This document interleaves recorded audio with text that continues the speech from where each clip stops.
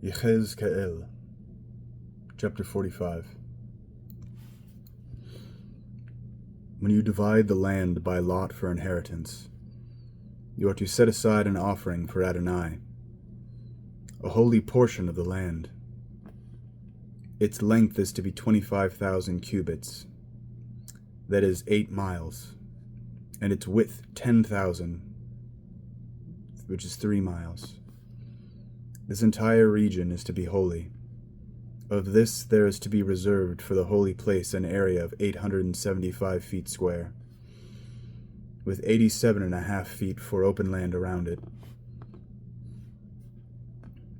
Alongside this region you are to measure a length of 8 miles and a width of 3 miles. In it is to be the sanctuary, which will be especially holy. It is a holy portion of the land. It is for the Kohanim who serve in the sanctuary, who approach to minister to Adonai. There will be a place for their houses, and a place set aside for the sanctuary. A portion 8 by 3 miles will be owned by the Leviim, who serve in the house. It will also have 20 gatekeepers' rooms. You are to give the city possession of an area alongside the offering of the holy portion, 1.5 by 8 miles. It will be for the whole house of Israel. The prince is to have the territory on both sides of the holy offering and the city's holding. It will extend westward to the western border of the land, and eastward to its eastern border, and the length from the far side of one of its 2 parts to the far side of the other will be the same as the length of one of the tribal portions. His possession in Israel will be limited to this, and henceforth my princes will not wrong my people, but will give the land to the house of Israel according to their tribes. Adonai Elohim says this: Princes of Israel, that should be enough for you. Get rid of violence and looting, do what is right and just, and stop evicting my people from their land, says Adonai Elohim.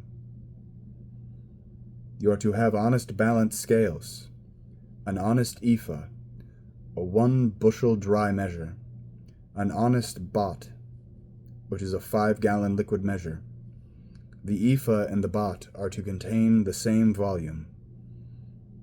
The bot is to contain 1/10 of a homer, and the ephah is to contain 1/10 of a homer.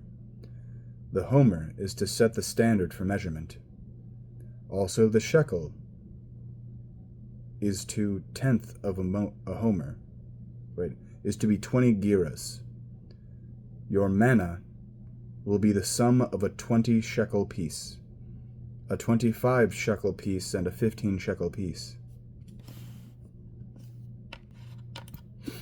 This is the offering you are to make: 1/6 of a bushel from every 10 bushels of wheat, and you are to give 1/6 of a bushel from every 10 bushels of barley. The law for olive oil is to be 1/2 gallon from every 50 gallons, which is the same as 10 bats, or 1 homer, since 10 bats equal a homer. From the flock, take 1 sheep from every 200 being pastured in Israel. All these are to be used for grain offerings, burnt offerings, and peace offerings, to make atonement for them, says Adonai Elohim. All the people in the land are to present this offering to the prince in Israel. The prince's obligation will be to present the burnt offerings, grain offerings, and drink offerings at the feasts, on Rosh Hodesh and on Shabbat, at all the designated times of the house of Israel. He is to prepare the sin offerings, grain offerings, burnt offerings, and peace offerings to make atonement for the house of Israel. Adonai Elohim says this: On the 1st day of the 1st month you are to take a young bull without defect and purify the sanctuary. The Kohen will take some of the blood from the sin offering and put it on the door frames of the house, on the 4 corners of the altar's ledge, and on the supports of the gate of the inner courtyard. You are also to do this on the 7th day of the month for everyone who has sinned inadvertently or through ignorance. Thus you will make atonement for the house. On the 14th day of the first month you are to have the Pesach, a feast 7 days long. Matzah will be eaten. On that day the prince will provide for himself and for all the people of the land a young bull as a sin offering. On the 7 days of the feast he is to provide a burnt offering for Adonai, 7 young bulls and 7 rams without defect, daily for 7 days, and a male goat daily as a sin offering.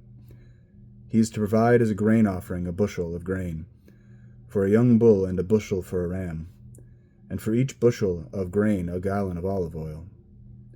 On the 15th day of the 7th month, during the feast of Sukkot, he is to do the same thing for those 7 days in regard to the sin offerings, burnt offerings, grain offerings, and olive oil.